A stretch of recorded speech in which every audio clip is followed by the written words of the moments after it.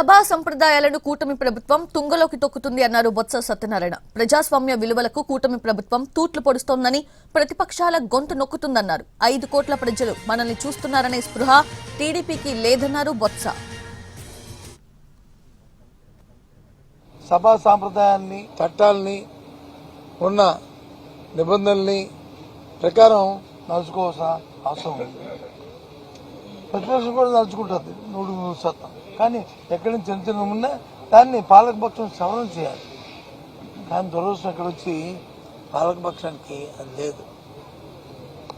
రాష్ట్రంలో ఉన్న 5 కోట్ల మందికి చూస్తున్నారు.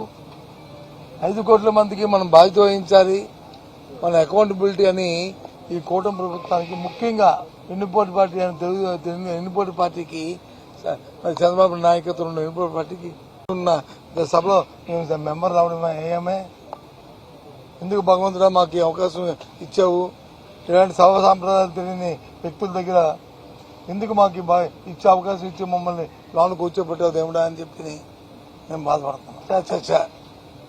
ఎక్కడ కూడా చూడలే ఇలాంటి పరిస్థితి తీవ్రంగా జరిగిన సంఘటన ఖండిస్తున్నాను.